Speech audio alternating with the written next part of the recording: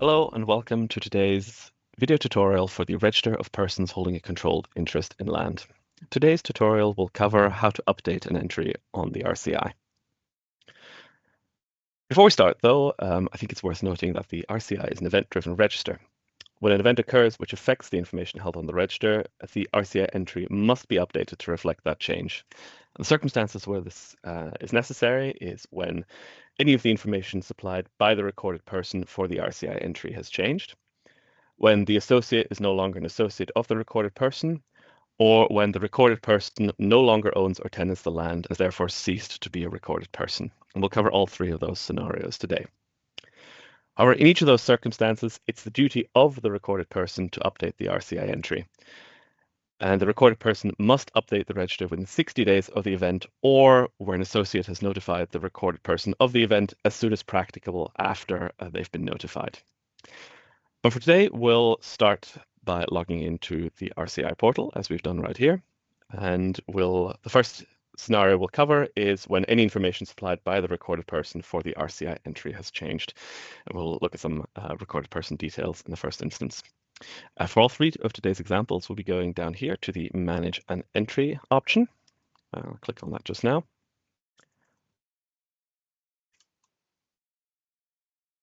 In the first instance, you'll be asked for your recorded person reference number, and I'll enter the one for our specific recorded person just now. I'll click Continue. That'll pull up the recorded person's details, and the system will ask you to declare that you have the authority to make submissions on behalf of the recorded person.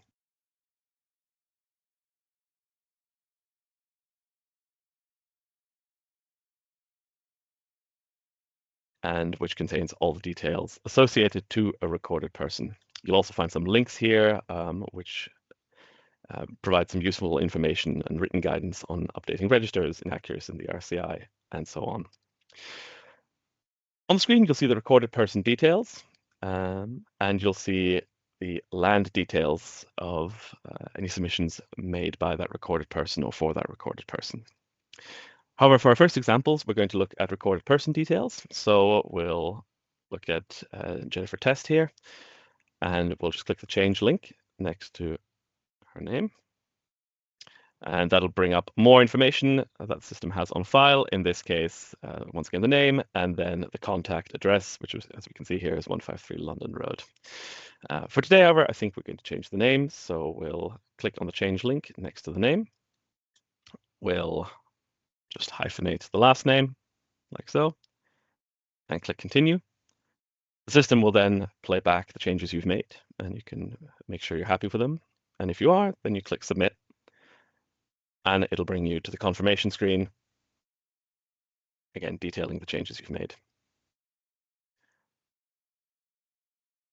That takes care of our first example. For our second example, we'll look at when the associate is no longer an associate of the recorded person.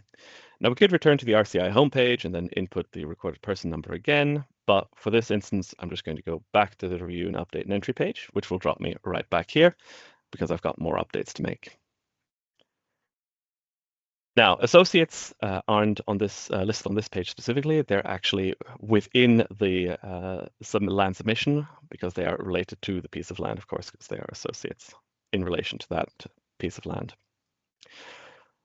So we'll go down here to our title number and we'll click Change. That'll bring up the details of the land and of the associates registered against that land. Now, if someone or a company is no longer an associate of the recorded person in relation to that piece of land, they're easy enough to remove. So we'll say here that the associate test company is no longer an associate, in which case you can click Remove. It'll ask you to select a reason for why they're no longer an associate. So we'll say they're no longer an associate.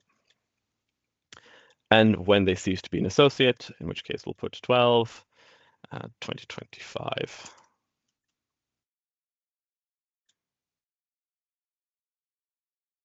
Once again, you'll be asked to confirm the action you're undertaking, which is that you're removing an associate from the selected land and that it cannot be undone. And if you're happy to remove them, you click Remove Associate. And once again, you'll be presented with a confirmation screen confirming the action you've just undertaken. For our third example, I'll just do a quick reset. Once again, we're on the home page.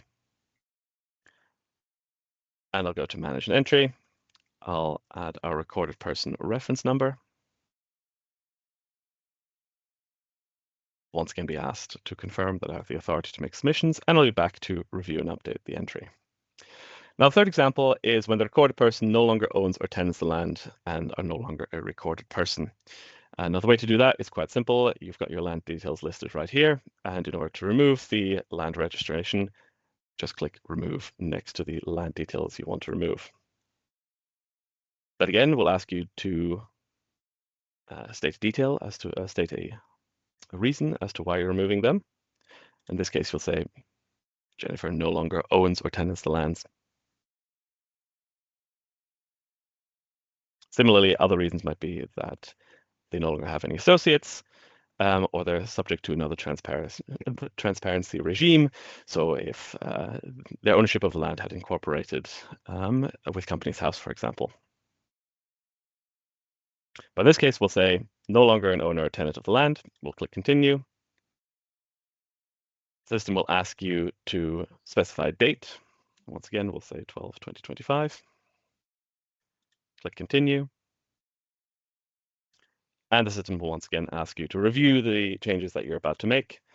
And if you're happy with them, click Remove Land Details. And again, the system will confirm the action you've just undertaken and give you a reference number for that change that you've submitted.